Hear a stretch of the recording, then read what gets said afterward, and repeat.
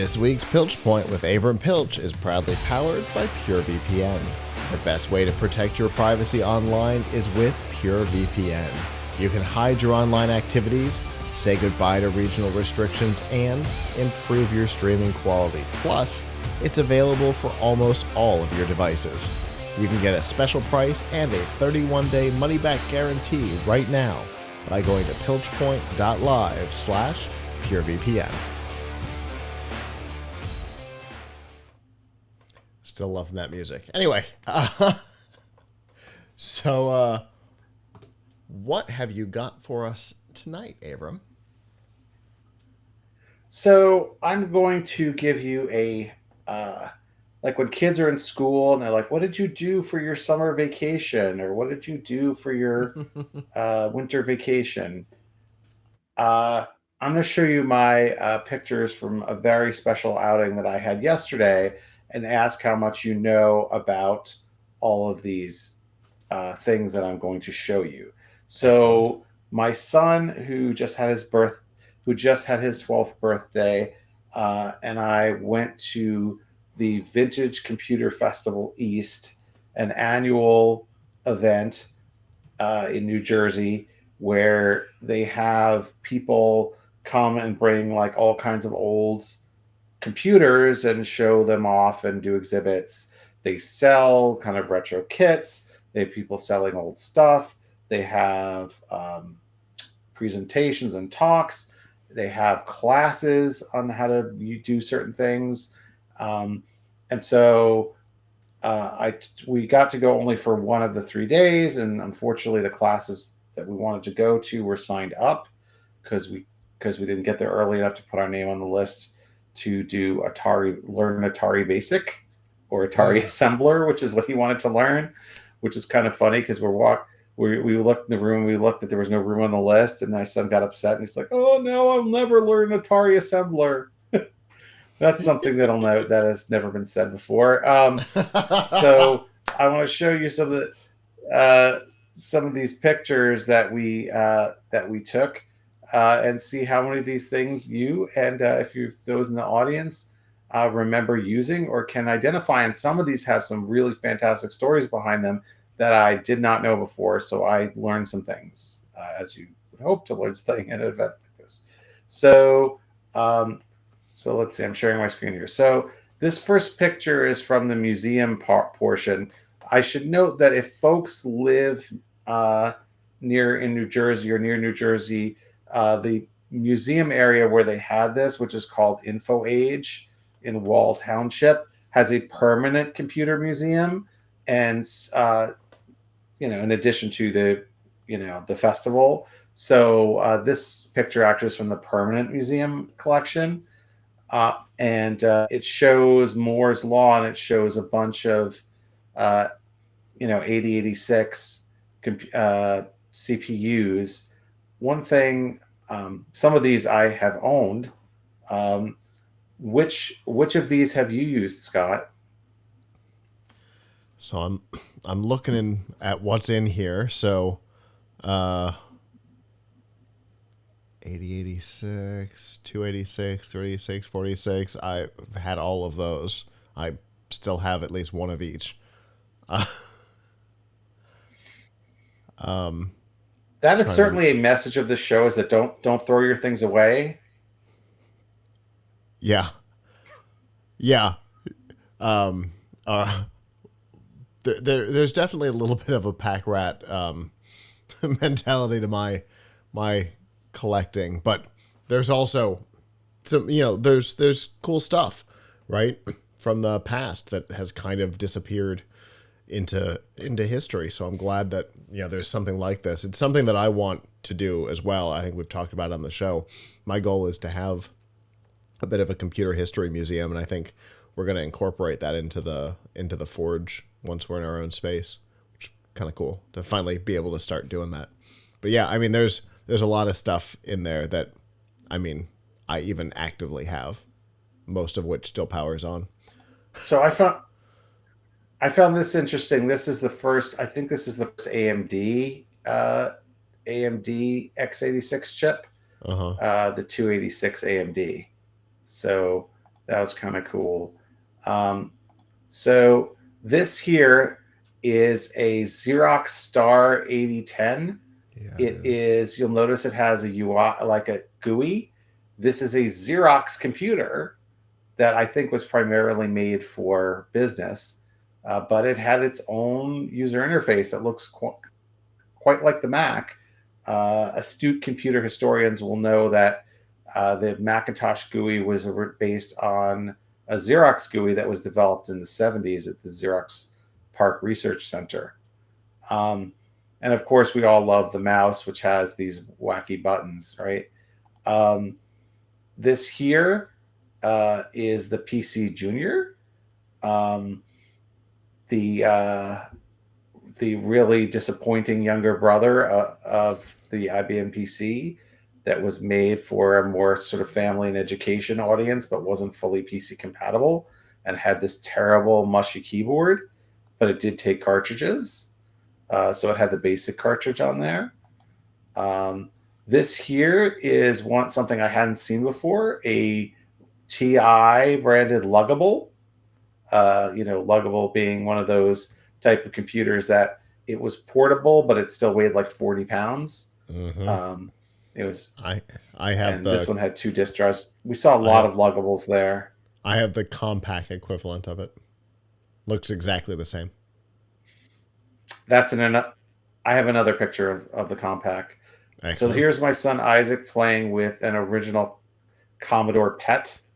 Indeed. Um, for those who don't know, the PET was Commodore's first, I think Commodore's first computer, certainly the first major personal computer. It came out, I think it came out at the same 77. time as or before the Apple II. Yep, Yeah, wasn't that 1977. about the same year as the Apple II? It was, in fact, it Yeah. was part So, of what was referred to as the 1977 Trinity. It was the PET, the Apple II, and the TRS-80 were all 77. yeah. So one thing that surprised me about this PET, newer PETs than that had like a really full keyboard, but this one has this really small keyboard here that's kind of annoying looking. Very not good for touch typing.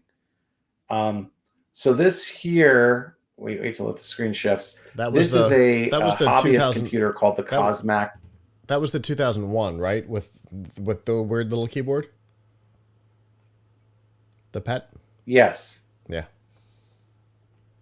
weird little the keyboard. original PET had the little keyboard, and then they had like a bigger keyboard on, I think, the subsequent PETs. Um, so here, this is a Cosmac VI VIP, which was a popular hobbyist board. They were actually selling or somebody was showing off replicas of this that people now program today. Um, but this is an Sure, original why not? one. Um, this here, I love the old terminals that connected to. This is one you couldn't touch. This is behind a rope, but this is an old digital terminal. Um, this here uh, is a Data General terminal. Or actually, I connected to a mainframe that you can see next to it here. Um, what I took a picture of this one because I have keycaps that look just like this. They're replica Data General keycaps at home, Nice. and I saw the original of my keycaps and was pleased.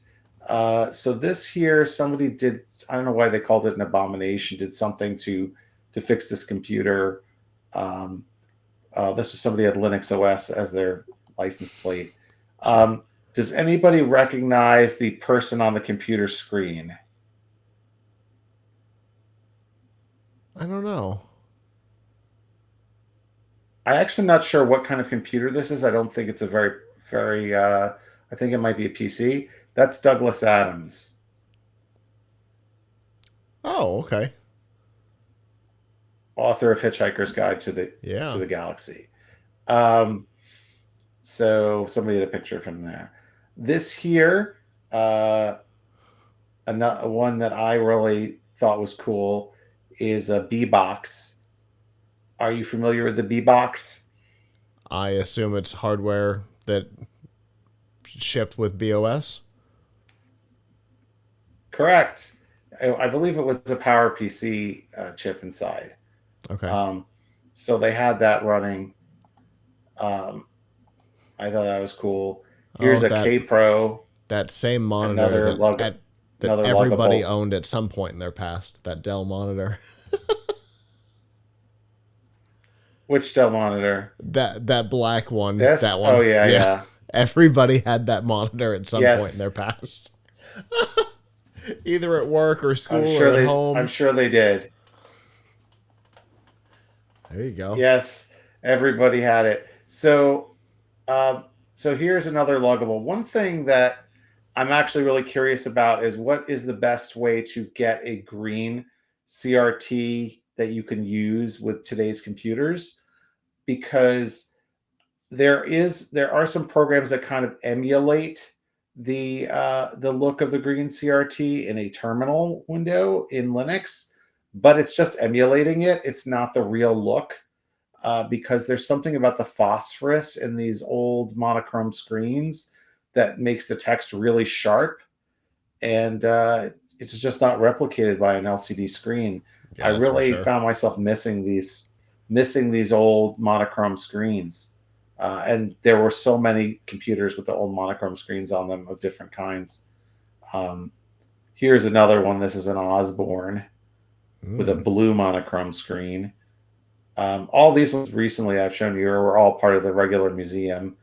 They were pointing out this TRS-80 has something that was shows a display from Star Trek: The Motion Picture. Um, this here is, I believe, this one here is not even sure what this was. Oh, BBC Micro, um, popular in the UK. Here we have a picture of my first computer that I owned, a TI 99 4A. Uh, Not the best computer, to be honest, but was cheaper. Um, this here is a Tandy. Hmm. This is the PC Junior with somebody did made it say hello a million times.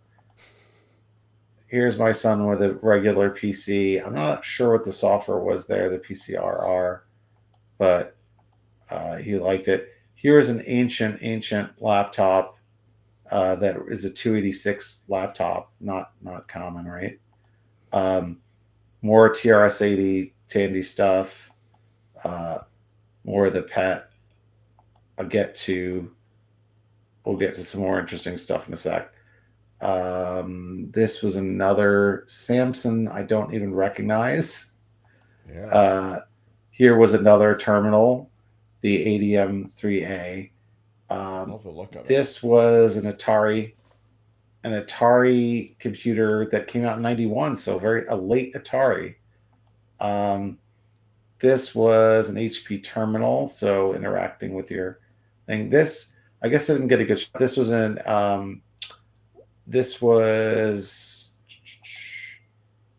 one of those really giant computers. Here is another terminal. I'm not sure who made it. Triad. Um, now we're into something that a lot of people will probably recognize as a computer they used in school. Recognize this one, Scott? Oh yeah. The Apple Apple II. II. Yes. Um, I got one of those around this here was a somewhere. game. This was a game on an Amiga. I took a picture so I'd remember to download it or something called Hmm? Leander. It looks really cool. Yeah, Now it this does. is an interesting thing. Oh, and now this is an interesting thing. This is Microsoft Neptune. It is a prototype version of Windows that never came out and was replaced by Windows Millennium. And you Hmm. can see it has Windows Millennium branding on it. But it was a different code base. And you see, this is from 1999. They also had a Mac version of Mac OS that never came out over Yeah, there Neptune. somewhere. This Neptune was a whole was bunch of yeah. the first attempt at going NT for home computers, and it ended up they ended up waiting Uh, on that until Longhorn, which became XP. uh, so so here, this place here had a whole bunch of Hackintoshes, Indeed. You'll notice that these are all Windows computers, but they're all running OS X, um, which is pretty cool. And these are like really, really small laptops, like Mm-hmm. they don't really make anymore, like the Libretto. Um, so here's another shot. Here's a shot of BEOS, sort of. BEOS, which was one of my favorite operating systems of all time, Mm-hmm. was an operating system that was proposed as a replacement of Mac OS and Windows by a third party called B, that was started by a former Apple person. It didn't, unfortunately, didn't get anywhere. They were trying to get Apple to buy it, and Apple didn't. And they were selling their OS for like $100, and not a lot of people bought it. I personally got it though because I thought it was awesome. I loved the look of it. It did better multitasking and multimedia than anybody else at the time. But unfortunately, because it was copyrighted, not open source, people couldn't continue it after they went out of business. Mm-hmm. But there's a group called Haiku that's kind of recreated it, and so this is actually Haiku OS that's Oh. running, and it's running on a new PC here because this is a, I don't know exactly what's in it, but this is a new PC. This case just came out last year, um, so very like new stuff. Um, here again is a Hackintosh. Um, this is everybody's favorite. My son was impressed to see his first iMac. He'd never seen an old iMac like this. And the Bondi Um, blue color, the only so one that is a real yes, iMac in my opinion. yes, yes. So here was something a little interesting. Somebody had an old Mac clone from Pioneer, Nice. and it had this special camera on it that was like one of the first world's first like computer cameras, and it was color and everything, and actually gave you like a pretty good feed. Um, Wow. so um, and here they had a laser disc player it was interacting with somehow. Um, so that was cool. I miss Um, I all miss right, that. That was one of more the cool pictures of things that. about Laserdisc players is almost all of them had interfaces that you could control them remotely. We did it. I remember, God, was it middle? Must have been middle school in our programming class. We were able to control the Laserdisc player over the network, and we made a Jeopardy game where it would play questions or clips or something off of the Laserdisc. It's pretty cool. So this was just kind of showing off the Apple Studio Display Monitor, which was one of the first LCD monitors to come out. And I remember it was like $800 or $900 for this 14-inch display, and yet I Mm-hmm. really wanted one. It looks super cool. Here they were just playing other stuff, like they had an Nintendo 64 hooked up to it. But and here, of course, you see the corner of PowerBook. Um, this was really fun. This little thing here. So they had a display all about cable television, and someone had created a cable box that still works. Although I think that all the channels were actually videos that had been recorded to fake it. But Mm-hmm. you remember these old boxes, right, with the buttons on them? Of course.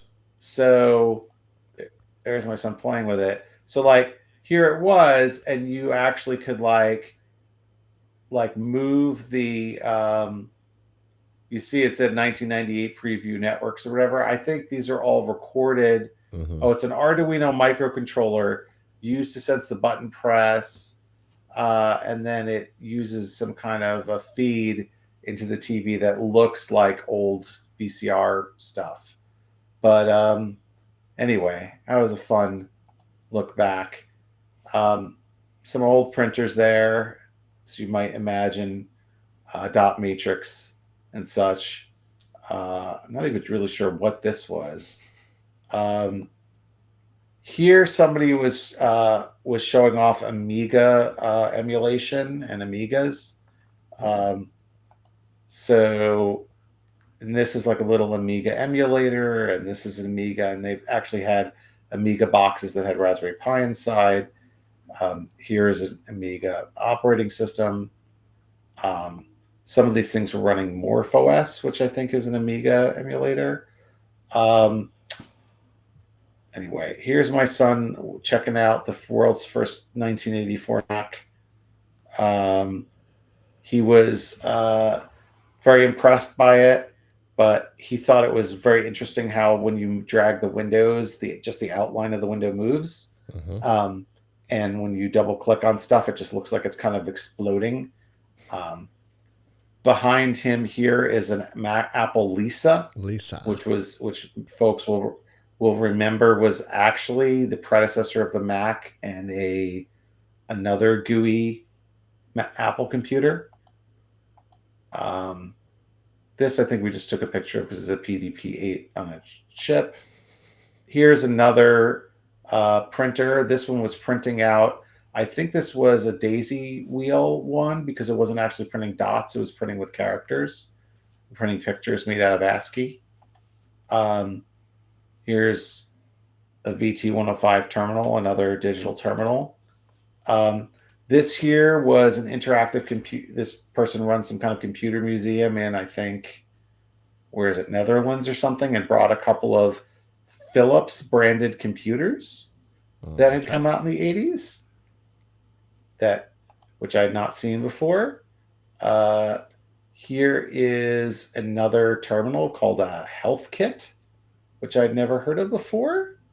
Um, Heathkit. Oh, Health Heathkit. Kit.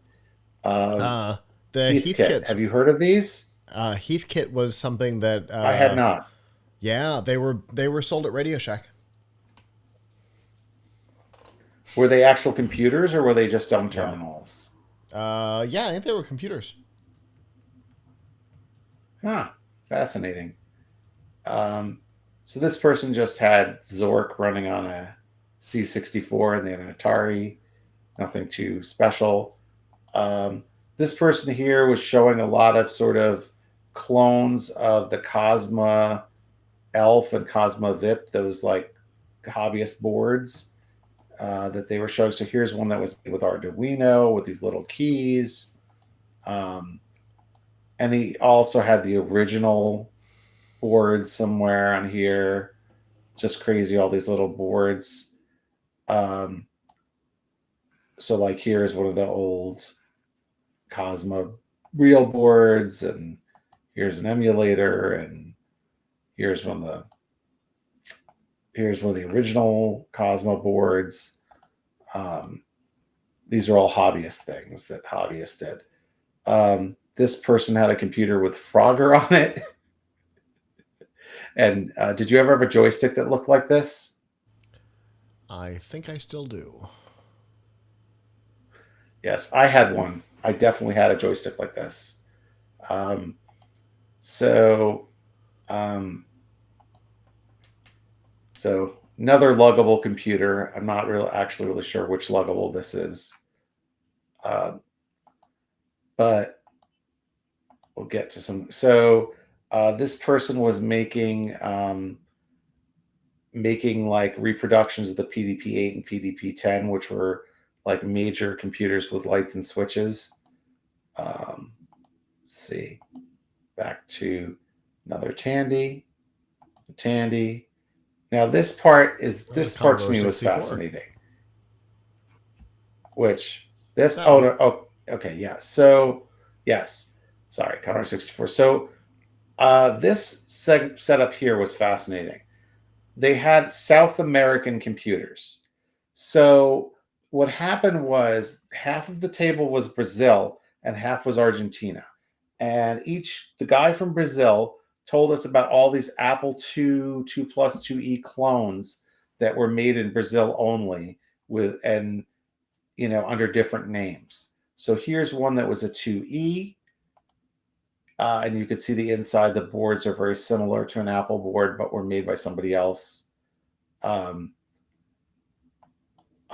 this one here is also, even though it says Apple II Plus, is not actually made by Apple. It's a clone.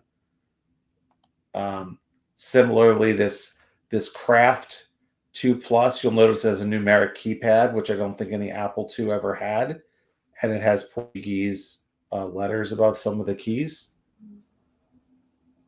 I thought that was really interesting. They Archive.org also has the had, product manual for that TK3000. yeah, you could get all this.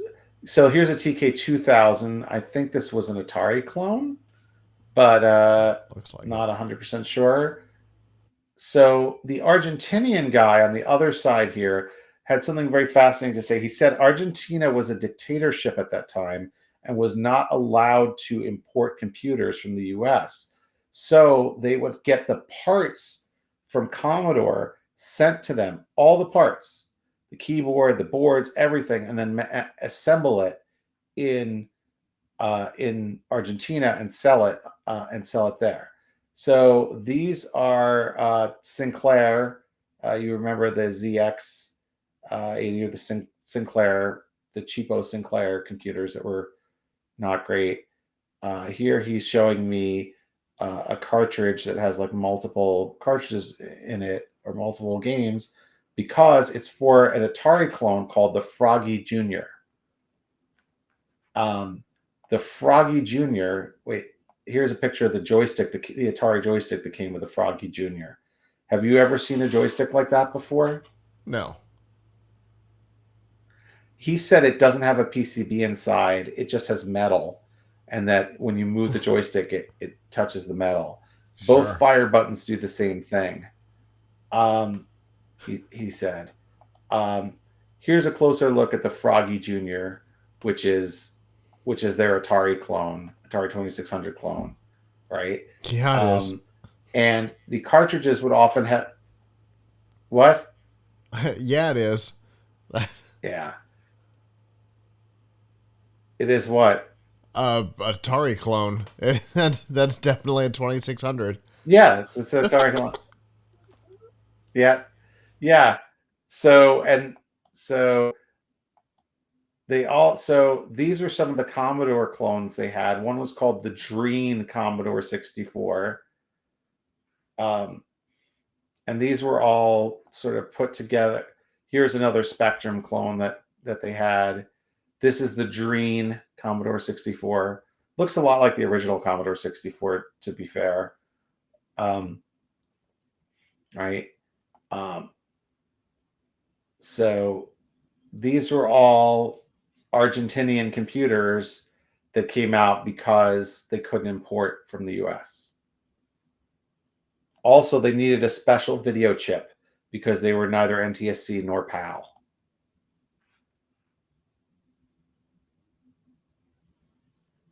Did I lose you, Scott? Nope. Okay, sorry. Just So just enjoying the we're almost show. at the end of our exciting.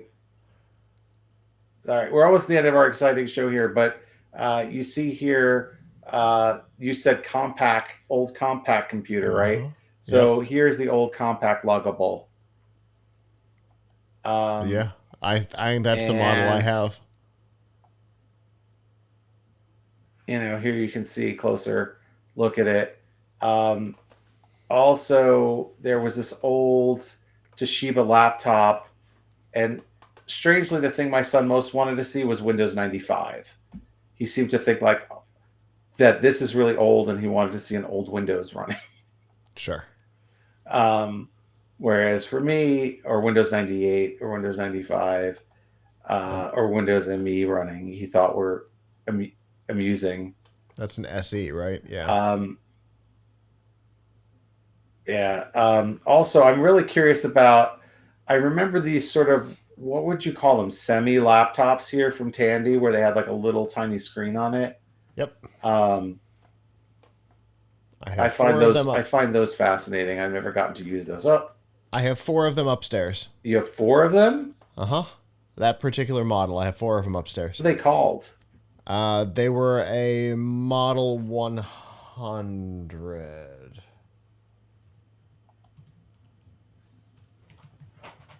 Yeah. Let me see if I'm correct. Um, so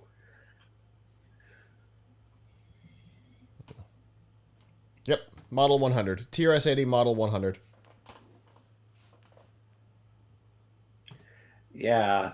So anyway, I just had fun seeing all of those things, and I thought folks might have fun seeing them.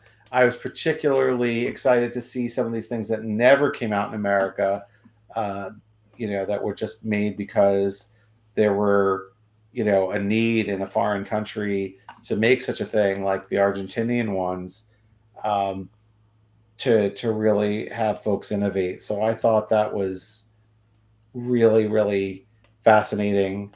There's obviously a very thriving community of people who maintain these computers. A lot of Mm-hmm. people were selling parts that you could use to kind of revamp such computers. They would even sell things that would sort of like emulate a floppy disk drive, but actually allow you to plug in a USB and things like that. Wild. So, That's crazy. so I love it. there's a big retro scene, and lots of great old stuff. I wish I could have played with it even more, but I recommend folks look for a computer museum in their area, or just go visit Scott since he sounds like he has a computer museum. Yeah, not far off. The number of things that you showed off there. I don't have the SE, but I do have the replacement, the SE30. I've got a Lisa. I've got 4 of the Model 100s. I've got Commodore 64 and 128. There's an Amiga around here somewhere. I have Yeah, the final 4 installation CDs, the final 4 versions of BOS up in the office. Also Next, which it didn't look like anybody had on display. That oh, was they the had a reason. next. They Oh, did. they did. They did actually. I guess I didn't get a picture of it. There was a next cube somewhere. Good, because There was an that's the next cube. reason. That's the reason that Apple abandoned its plans to buy BOS is because Steve Jobs came back and they bought Next, which became OS X. Yeah, yeah. So they had that somewhere, a next cube somewhere. They also had Silicon Graphics workstations. I guess I didn't get any pictures of those. I should have. I tried to get a picture of everything, but maybe I missed a few. One thing I did not see that I was really hoping to see was I didn't see any Atari 400s. Hmm. Uh, I would have liked. There were a lot. There was a whole classroom full of Atari 1200s for people to learn Atari Basic, but I didn't see any Atari 400s. I would have loved to shown my son the crazy flat keyboard that they had, but didn't get to do that one. So oh well. But I have. lots of cool stuff. Yeah, seems like it. I have a buddy that just did a project using Microsoft Azure for an Atari something. I don't remember which. Atari? Amiga. Atari. Yeah. Uh, we all kind of run in the same circles. Anyway, that was, as somebody who obviously does have a strangely large collection of odd things, um, I definitely appreciated that because there are some things in there that I don't have. A lot of things I don't have, but a number of things I didn't know existed. So that was super cool. All those Yeah, clones, uh, weird. yeah, Now yeah. I Like have a to go lot more research them clones than more. I knew about. Yeah. Yeah, a lot more clones than I knew about for sure. So that was kind of cool. One thing that I will give as a piece of advice to the audience is if you have old computers, don't throw them away, as I have done, because at this event they had, like, even if they're not very vintage, they at this event they also have a consignment section where people, you can go and you can leave your old computers and like with a price sticker on them, and then people can come for the 3 days and buy, and your stuff is on a shelf and they can buy it and pay for it there, and then you get the money. That's um, cool. and I went into the consignment area to see what was there and to see how much they were charging for things that were kind of beat up in the consignment area. Made me really think that people must be willing to pay a lot for this stuff. Like there was a like Commodore 64 that was all dirty and beaten up, and they wanted $200 for it, right? Like Okay. um, they had an iMac, like a working iMac, was like $250, and a broken iMac that doesn't work was $25. So, you know, there was a lot of really old stuff and a lot of it not in great condition that people were buying. So, uh, I point that out. I should have shipped you my case of old RAM. Yeah, I mean, people would like old components too, not just old systems, old peripherals. People they were selling old phones and fax machines, old Sure. discs. Like what the heck? Um, old CDs, CD-ROMs. So yeah, there's a market for this stuff somewhere. I've got the installer set for Novell from probably mid '90s. Yep, yep. So it's like my first PC. They had my first PC that I ever owned was a leading edge Model D, which was like a IBM PC clone, and they had one there with the yellow monitor, and they wanted like $200 or $300 for that thing.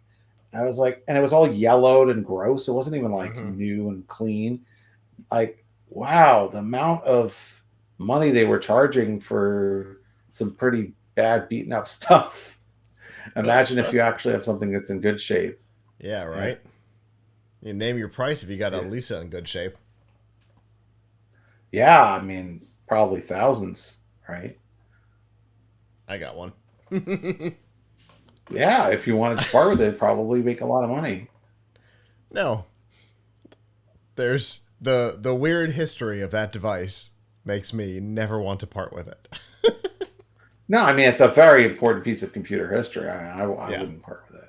And a weird piece Yeah. of cultural history too, because of the oddity of the name and all the things, Yes, yes, because it's lawsuits and his things that daughter. came about.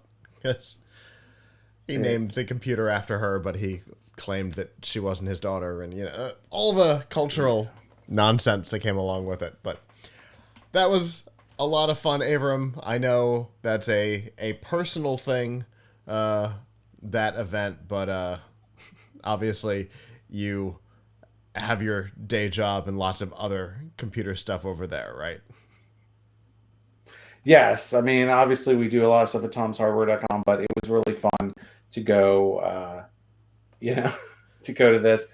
I don't think I'll get a really good article out of this because all I would be doing is just showing people my slides, although maybe it was fun. Uh, it was a lot of fun. So I recommend if you live near get a chance to go to a vintage computer festival, there's a VCF East and a VCF West. And those probably aren't the only vintage festivals in the world. That it's a fun learning experience. I would definitely go again next year. I We may have figured out my New York trip to come visit you. Yeah, yeah, Because and it's 3 days, I'm and they have like if there are people who took this who did a lot more than we did. Like they had classes teaching you about Atari stuff. They had so cool. lectures. We did attend one lecture where they interviewed a guy who was one of the people who created the main, I guess, graphics chip for all the Commodore computers. Hmm. So he invented the VIC 2 or something it was called chip that was used Okay. in the Commodore 64 and in Cool. some other systems or whatever. And he told some story about how he wanted to actually create a Commodore 80 after the Commodore 64 that was going to have a built-in screen and be like what Mac and a GUI and be like what Macintosh became, but they didn't want to do it. So That happens. anyway, Well, yep. very cool. I I appreciate that was again cool stuff. Definitely appreciate it. And as always, I look forward to what we talk about next time. Yeah.